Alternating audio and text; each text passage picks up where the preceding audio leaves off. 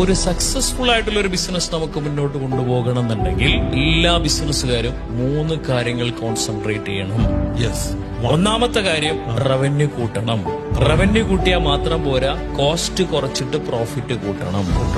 ഇനി പ്രോഫിറ്റ് മാത്രം ഉണ്ടെങ്കിൽ ബിസിനസ് മുന്നോട്ട് പോകുന്നില്ല. ഇപ്പൊ കിട്ടിയ പ്രോഫിറ്റ് അതിൽ മേജർ പോർഷൻ ക്രെഡിറ്റ് സംഭവിച്ചാലോ ക്യാഷ് ഒന്നും വരൂലല്ലോ. അപ്പൊ ബിസിനസ്സിൽ എക്സ്പെൻസ് മീറ്റ് ചെയ്യാനോ ബാക്കി ലാബിലിറ്റീസ് മീറ്റ് ചെയ്യാനോ ഒന്നും പറ്റൂല.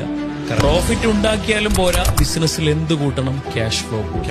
ഇവിടെ ഒരു ബാലൻസ് ഷീറ്റ് കണ്ടു കഴിഞ്ഞാൽ നിങ്ങൾക്ക് അനലൈസ് ചെയ്യാൻ സാധിക്കില്ലേ കമ്പനി എങ്ങോട്ടാണ് പോകുന്നത്?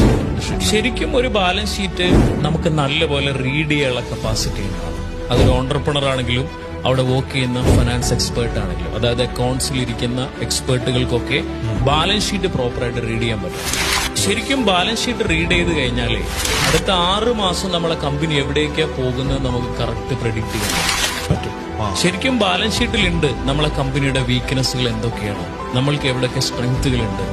ശരിക്കും ബാലൻസ് ഷീറ്റൊക്കെ റീഡ് ചെയ്യാൻ പറ്റുന്ന പ്രൊഫഷണൽസിനും ബാലൻസ് ഷീറ്റൊക്കെ റീഡ് ചെയ്യാൻ പറ്റുന്ന ഓൺട്രപ്രണേഴ്സിനും മാത്രമാണ് റവന്യൂ കൂട്ടി, പ്രോഫിറ്റ് കൂട്ടി, ക്യാഷ് ഫ്ലോ കൂട്ടി ബിസിനസ് ചെയ്യാൻ പറ്റുക.